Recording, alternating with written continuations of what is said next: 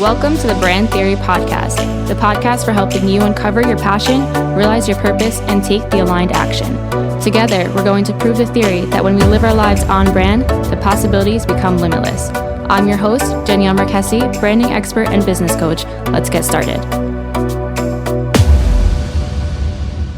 Welcome back to another episode of the Brand Theory Podcast. I'm excited to be back. Last week was an off week because I was fighting a cold, flu, whatever the heck you want to call it. I am happy and grateful to be feeling better. I'm going to keep this episode short, partly because the subject matter is short and partly because I still feel as though I am sucking wind when I talk for too long. So thank you for your patience in that, but exciting topic this week. We are going to jump right into it. We're talking about how you can make some small adjustments to your brand to get back to kind of being on brand within your business, within your life, mostly within those functions, but also in the visuals. So if there's some updating that you've been wanting to do, I'm going to give you some tips and tricks on that.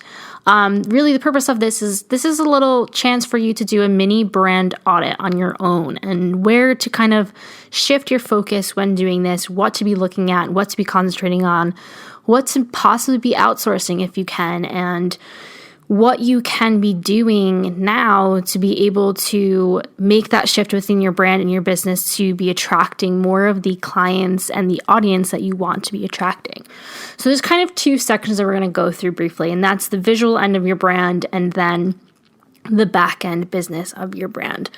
And let's, jump into visuals is if whether you like the formulated aesthetic of the Instagram, you like a theme, or you like, it looks very catalog-like, or you like it to look very luxury, it doesn't matter.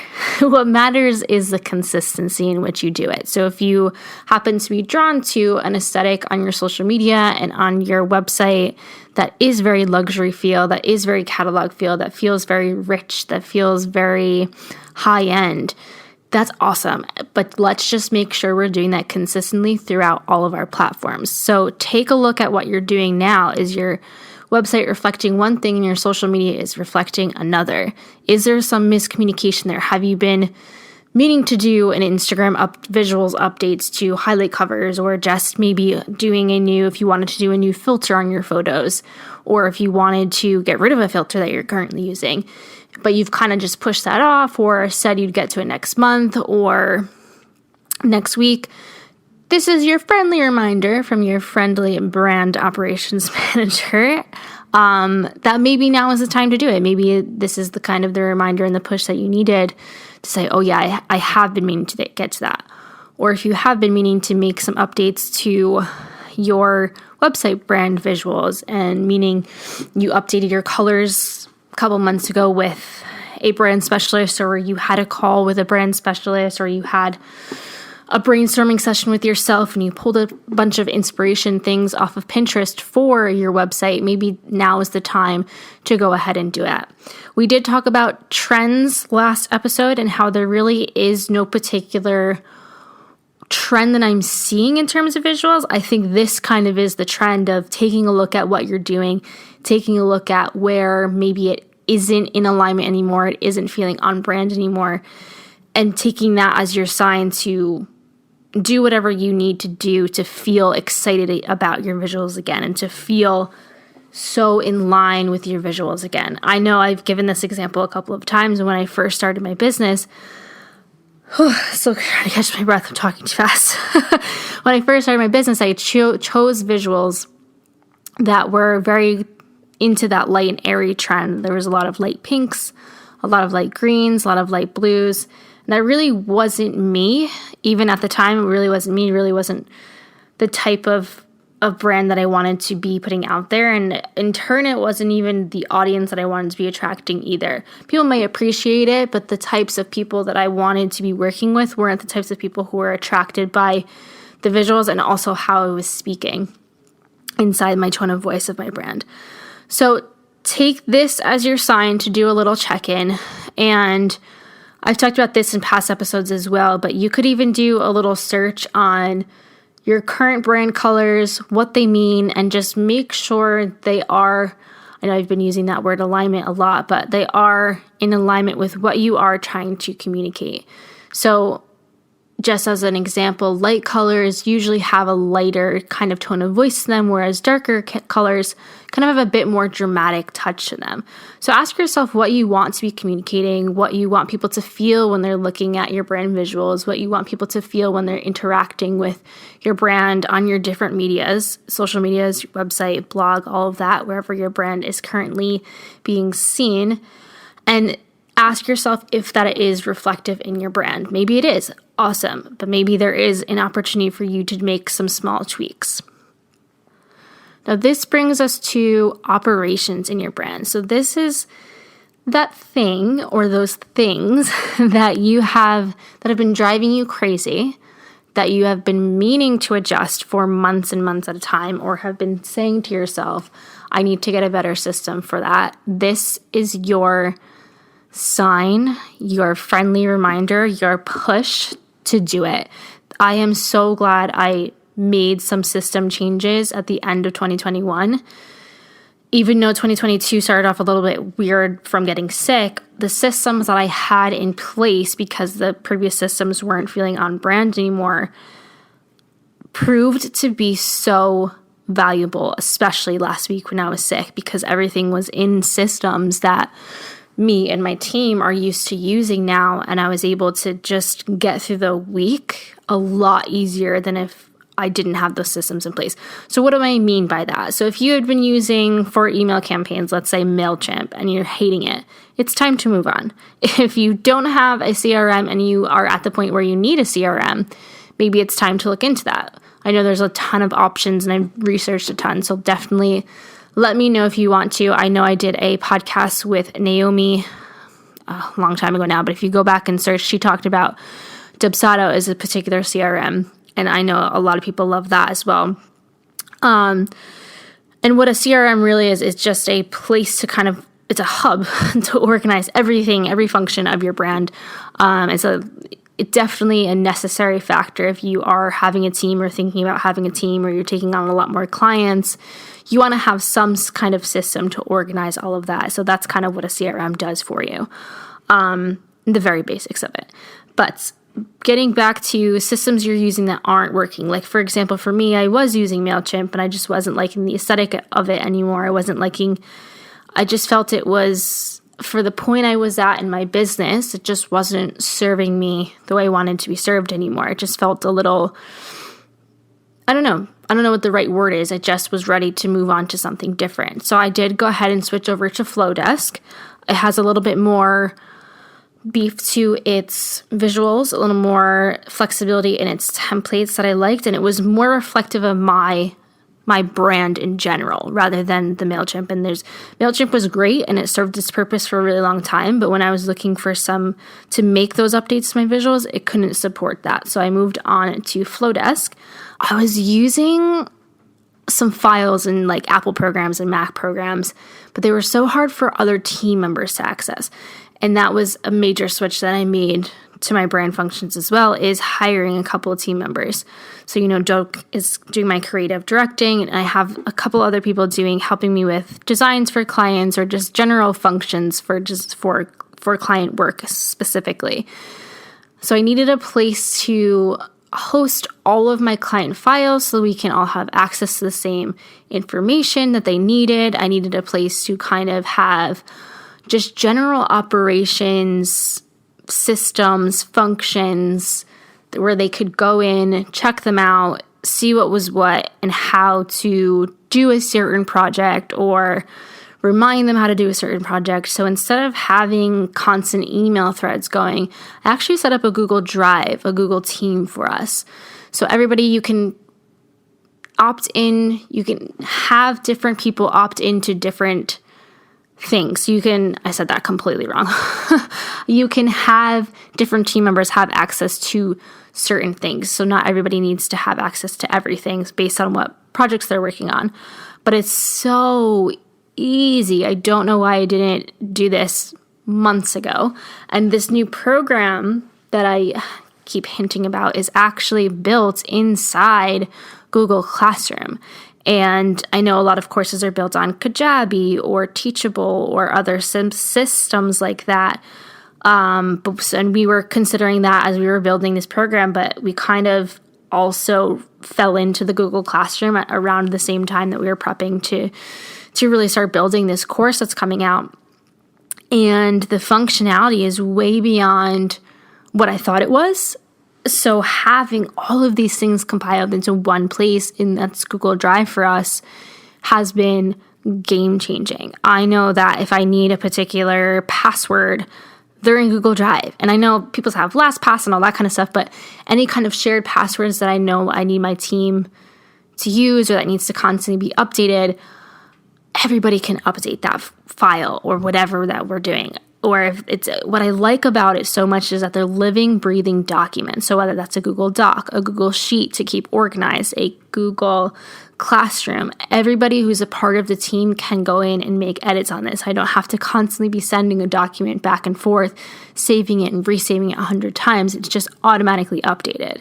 You can see who comments on what and who gets the notifications. And again, you can share with certain team members and keep those restrictions on people who don't have access to certain things. It's great. So highly recommend checking that out if you are in the position to be growing a business, especially with a team.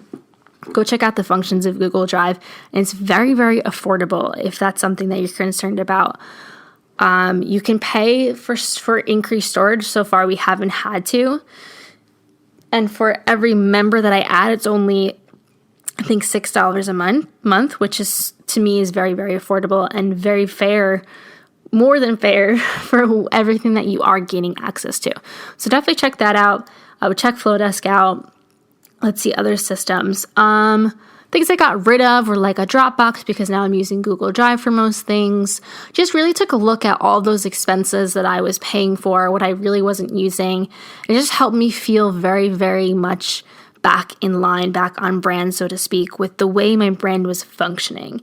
And I know talked about this last episode too, kind of missing from social media for a while, but that's another function I'm inputting into these back-end functions, is making that time for myself to do those things again. While it's not going to be a complete 180, it'll be progress steps for me, baby steps for me. I have the systems in place to be able to do this now, whereas before, it was always a scramble because I just didn't create that space or that functionality to be able to do these things for my own brand or for clients' brands or for anything. So that's definitely been a game changer of just making these switches to the back end functions of my brand. And it helps to enhance any physical aesthetic changes that we do. Just having these functions set up only makes those that much better. I can also say aesthetics make you re-excited and re-energized and re-inspired. But for me, I don't know, it's maybe the geekiness or nerdiness in me of having these systems and functions set up in that back end almost excites me a little bit more of waking up in the morning and knowing exactly what I have to do and exactly what time and when. You start the business and you don't want to be scheduled, right? But then you get to a point in your brand and your business where you kind of crave that structure a little bit, but the structure that works for you. And that's the most beautiful part, is that you get to create it for yourself. So something else that I did was take a look at my daily tasks again and reorganize when I was doing everything. So when I was doing weekly tasks, when I was doing monthly tasks based on how I was feeling. So by Friday, I was feeling so burned out because I felt like things were just getting done whenever I felt like I had the time. Well, now I'm trying to stick to a more strategic schedule based on, okay, when is my energy higher? That's when I'm going to prioritize my things. When are these client projects due? When do those need to be prioritized? So I redid my weekly schedule and plugged in when I'm doing projects for myself, when I'm doing client projects, and so on. And I also left space for movement and exercise and space for any kind of bigger things that I want to work on. So creative space. And I even scheduled in time for reading because I want to get back into reading books and actually want to do reviews on the podcast. So everything that I wanted to do, that I kind of sat down and said, okay, 2022, this is what I want to do. I scheduled that into this calendar as well. And it's a living, breathing document. So it doesn't mean that things can't get changed week to week, but at least week to week, I kind of have this skeleton of, okay, this is when I'm doing this, and this is when I'm doing that. Or this client canceled her meeting, so I can move this over here, and I can move this over there. This client requested a meeting. Okay, where can I move all of these things? So it just has helped me a lot with functionality. And then something else I did is I like to use the Asana system. It's a lot like ClickUp or Trello. It's a task management system. So I have every day, I have particular tasks that are doing. So in my calendar, I block out time for my social media content. I block out time for client work. I block out time for meeting space. Then I go over to Asana and I write out these tasks more specifically. I also do the whole pen to paper thing for just general, good job, Danielle, you got this done type of stuff. So I can write it out and see it in front of me or bring that calendar with me if I want to. But this is kind of a living, breathing document that's constantly being updated, constantly changing. And of course, I don't know about you, but I never, ever feel like I finished everything in one day. And that's totally fine. It's just kind of the nature of this industry and this job. And I'm 100% okay with that because I like having the ability to say, okay, this didn't get done today, but I can do that first thing tomorrow when my mind is fresh. Whatever it is that you feel like you need to move over, you can absolutely, it's just easy to do that inside the Asana system. So I think that's it. I think that's all the changes I made to the functionality.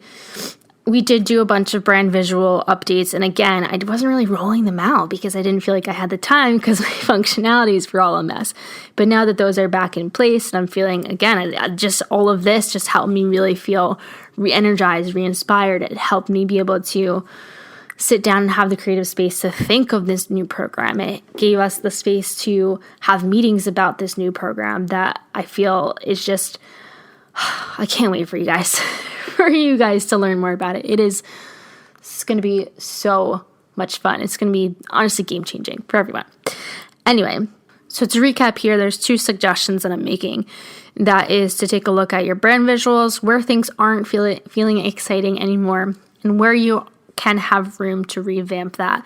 Maybe that is a complete brand redesign, and you have done that for yourself, but now you're at the point where you can outsource that and get in bird's eye view on something like that. So maybe this is your opportunity to do that.